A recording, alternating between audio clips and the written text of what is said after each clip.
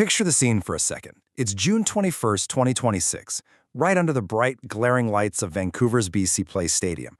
You can literally feel the tension in the air. What happened on this pitch wasn't just, another group stage match. It was this massive collision of decades of sporting heartbreak clashing with 90 minutes of pure, unadulterated willpower. Welcome to this explainer, where we're going to break down the absolutely epic, historic night that saw Egypt finally defeat New Zealand 3-1. We're talking about a match that completely shifted the axis of an entire nation's sporting history. To really grasp how huge this victory is, we've got to look back at the staggering weight of history these pharaohs were carrying onto that pitch. Egypt was actually a pioneer in this sport. Way back in 1934, they became the very first African team to ever play in a World Cup. But, as we know, being first doesn't always translate to winning. Across 3 previous tournament appearances, 1934, 1990, and 2018, spanning 9 separate match attempts, they had exactly 0 wins. Literally 0. They were carrying the hopes of millions but just continuously falling short on the world's absolute biggest stage. Okay, let's dive into this. 92! That is the exact number of years between Egypt's World Cup debut and this wild night in Vancouver. Just think about that for a second. Entire generations of fans had lived their whole lives cheering for the national team, praying for just one single win on the global stage, only to experience crushing disappointment. This was a 92-year drought, a wait of almost a century that this single match finally and spectacularly put to an end. Part 1. A shocking start, or the nightmare starts again. Well, history rarely lets you off easy, right? Before the triumph came the absolute dread.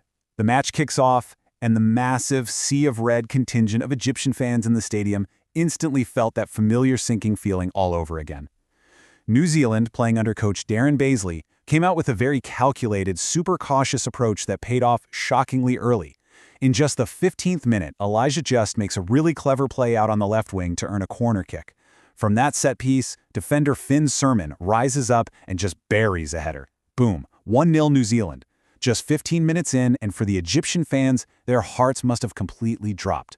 It looked like the 92-year nightmare was just hitting the reset button. And honestly, the rest of that first half didn't offer a whole lot of hope either. Egypt's first 45 minutes were incredibly sloppy. They were totally failing to establish any sort of regular supply line to their star forwards, Mohamed Salah and Omar Marmoush.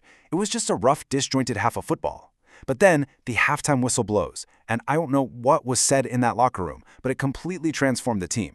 They came out for the second half and unleashed this furious, relentless display of attacking football. They generated a massive 1.96 expected goals in the second half alone, which means the statistical quality and sheer danger of their scoring chances skyrocketed, especially compared to the total lack of cohesion we saw earlier.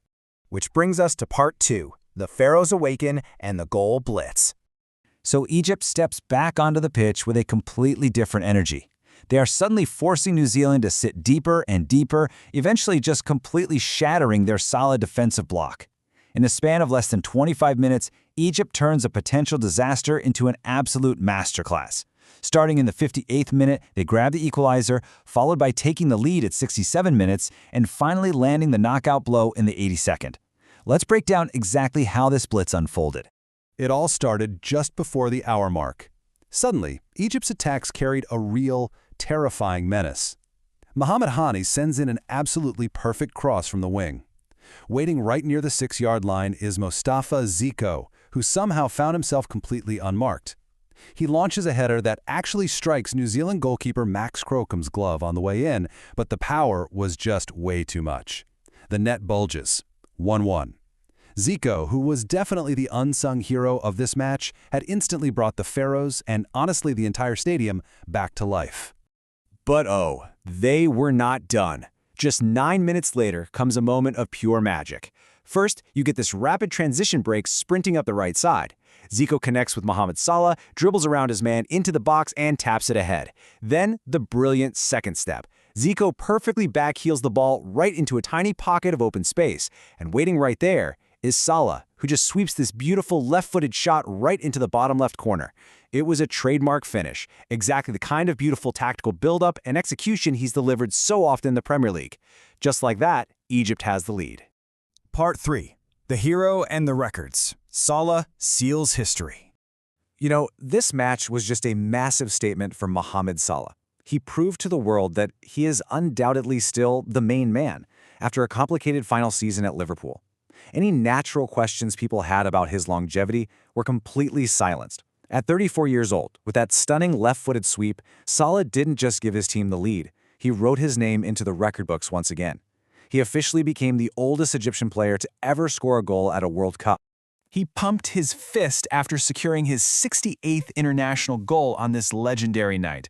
But honestly, beyond just the scoring, what's truly phenomenal is his consistency. Salah has now scored or assisted in literally every single World Cup game he has ever played in. Even when facing New Zealand's low defensive block, where their entire team just packed in super tightly near the goal to suffocate all the space, his ability to continuously create chances was unmatched. Which brings us right to his final major contribution of the night. In the 82nd minute, Salah turns from scorer to provider. He steps up to take a corner and delivers this low, pinpoint offering right into the box. Trezeguet, totally unmarked, launches into a diving header that bounds right past the keeper. 3-1.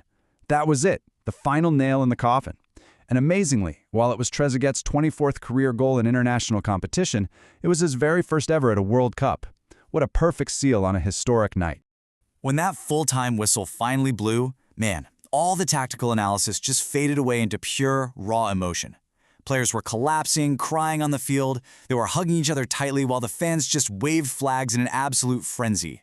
Salah summed up the sheer gravity of the moment perfectly, saying, "In years to come, we will remember that this was one of the achievements in history. The 92-year ghost had finally been exorcised." And that raw emotion was heavily fueled by the crowd. Despite being thousands of miles away over in Canada, the massive Egyptian contingent totally transformed BC Place. Salah himself noted the incredible atmosphere, remarking, "It feels like we were playing in Egypt." The prayers of a nation weren't just answered down on the pitch. They were sung at the top of their lungs from the stands in Vancouver. Okay, part 4, the final takeaways and the Group G outlook.